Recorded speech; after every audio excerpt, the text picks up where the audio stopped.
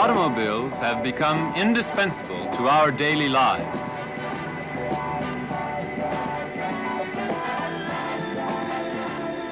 Cars powered by gasoline engines.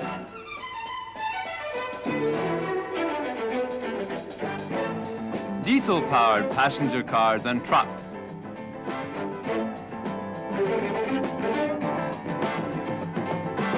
Compared to gasoline engines, diesel engines are finding a far greater range of applications.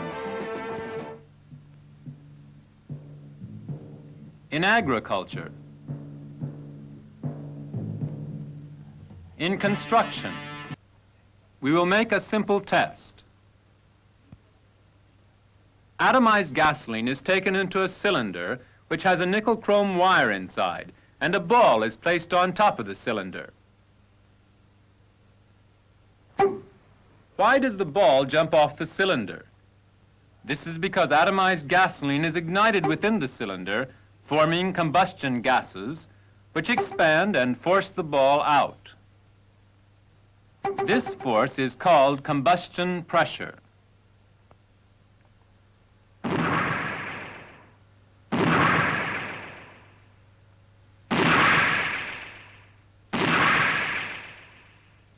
Utilizes fuel combustion pressure to operate pistons and obtain an output. This principle applies to both gasoline and diesel engines.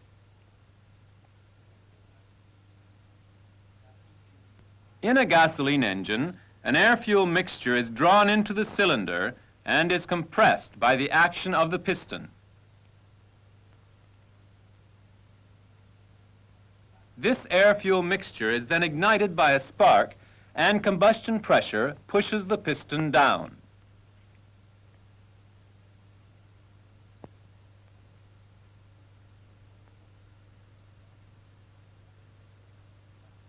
A spark plug is necessary to ignite the air-fuel mixture.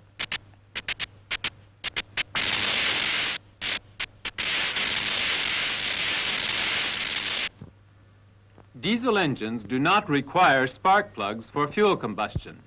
In other words, the process of fuel combustion differs between gasoline engines and diesel engines.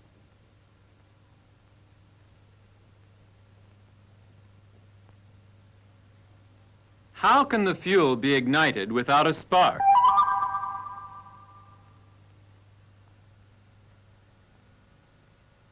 Gasoline is used in a gasoline engine, while a diesel engine uses diesel fuel. Let us make a simple test to discover the individual characteristics of these two types of fuel. Gasoline easily catches fire when it is brought close to an open flame, but diesel fuel does not. This phenomenon is known as flash. In other words, gasoline is far more volatile than diesel fuel.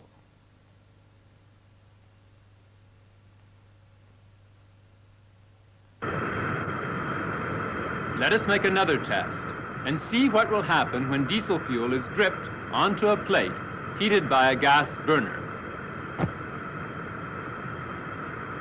Diesel fuel ignites spontaneously when it touches the hot plate.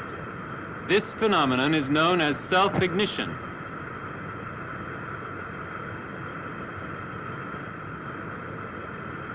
Then what will happen with gasoline?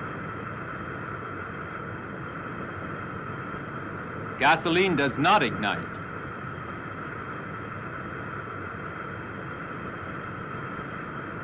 Gasoline requires a higher temperature for spontaneous self-ignition, and this means that diesel fuel has a higher self-ignitability.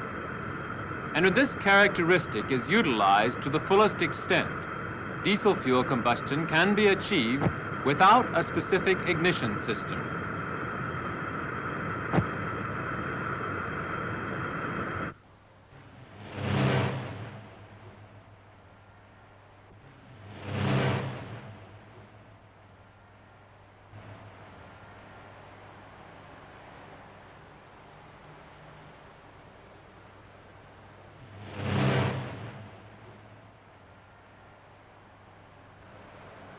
Have you ever noticed that the valve nozzle gets hot when pumping air into a bicycle tire? Why is this?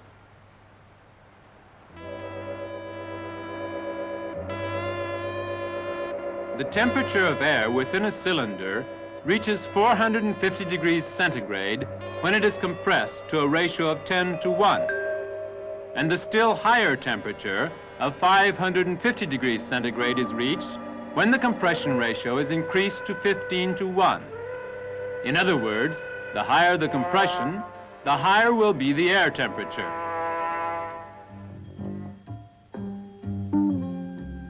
Diesel engines operate on this principle. Air alone is drawn into the cylinder and compressed to achieve a high temperature. Then fuel is injected into this air. Contact with high temperature air ignites it, and the resulting expansion of the combustion gases exerts a pressure on the piston head.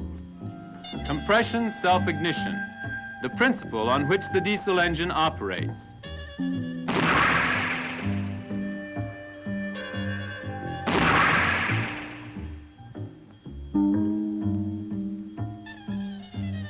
Now let us see what happens in a diesel engine. Air filtered through the air cleaner is drawn into the cylinders and compressed. The fuel is pumped from the fuel tank by the feed pump and is taken into the fuel filter. Filtered fuel is then fed into the fuel injection pump, where it is pressurized by plunger before delivery into the injection nozzles. Pressurized fuel is injected into combustion chambers and ignited in contact with the high temperature air. Now let us look at the individual fuel system components. To achieve complete fuel combustion, it is necessary to inject fuel into the combustion chambers in the form of fine particles, and this is accomplished by the injection nozzle. For efficient spraying, high pressure is needed. The injection pump is adapted to deliver the fuel under pressure.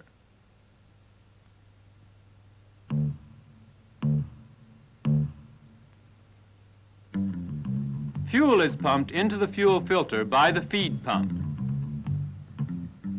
The fuel filter is designed to remove dust, water, etc., things that harm a diesel engine.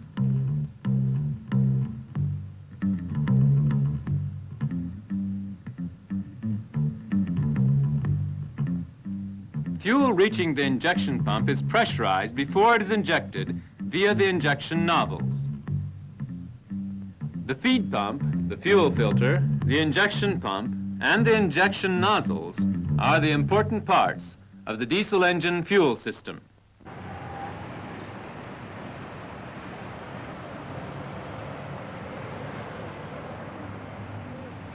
Motor vehicles are used under varying operating conditions, and volume of fuel delivery, injection timing, etc., must be controlled to meet engine requirements.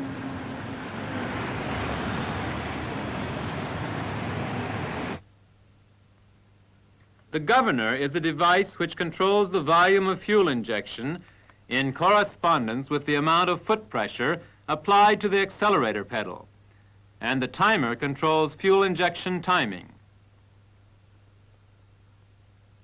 Shown here are the governor and the timer with a part cut away to show the internal mechanism.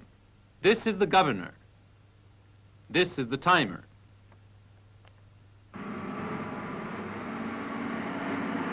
When a vehicle is climbing a slope and greater engine torque is required, the governor works as illustrated, allowing the fuel injection volume to increase.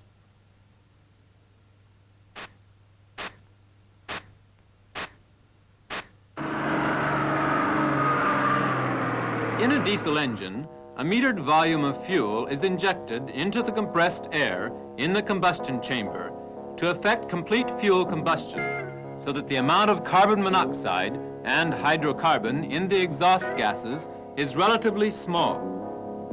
These are the principles and characteristics of diesel engines. Let us now turn to the combustion chambers, which are important for obtaining efficient fuel combustion.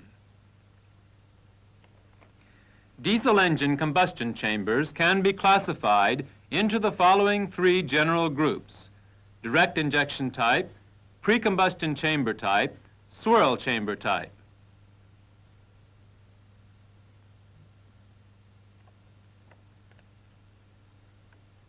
The direct injection diesel engine features excellent thermal efficiency and fuel economy, as the metered volume of fuel is injected directly into the combustion chamber in the piston head.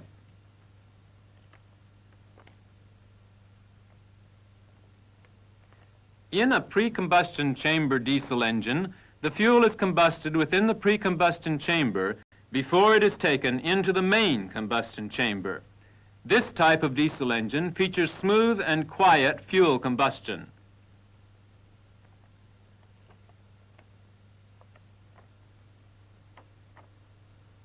The swirl chamber diesel engine is similar to the pre-combustion chamber diesel engine in design, but has a relatively larger chamber in which air is swirled and compressed, and fuel is injected directly into the swirl. This type of engine has a high combustion velocity and is suited to high-speed operation.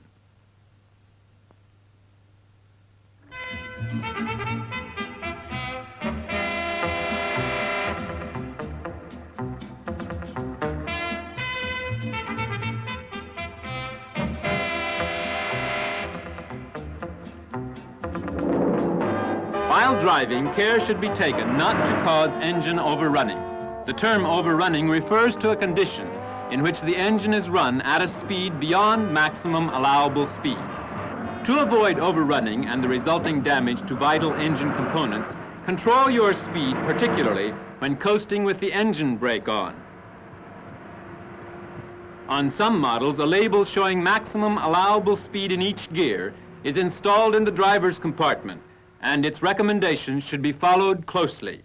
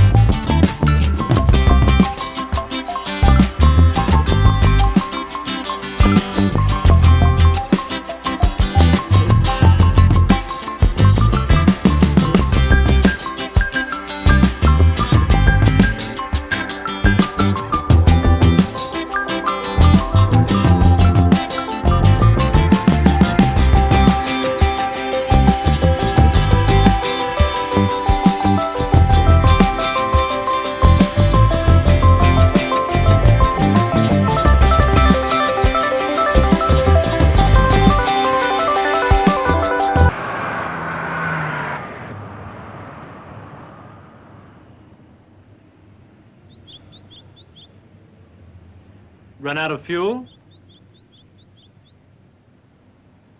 When the engine stalls due to lack of fuel, it cannot be restarted by merely filling the tank, because air is drawn into the fuel circuit.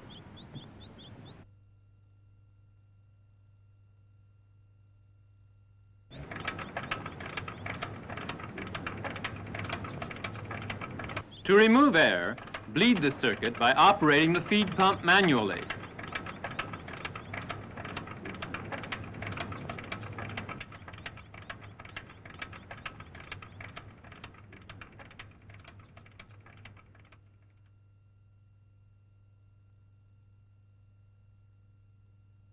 Since the diesel engine incorporates a fuel injection pump consisting of precision finished parts to which dust and water are detrimental, it is important to have the fuel filter serviced regularly.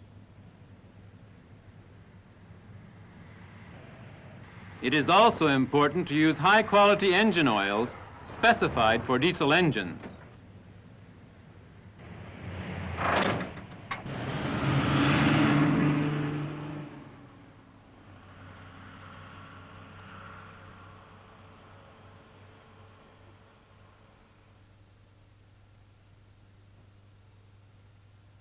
"80 years have passed since the diesel engine was invented by Rudolf Diesel in pursuit of higher thermal efficiency. Research and development have continued to create lighter weight, more compact, higher speed, higher output, lower noise, and lower fuel consumption diesel engines. And the time has come to take a new look at the broad range of use possibilities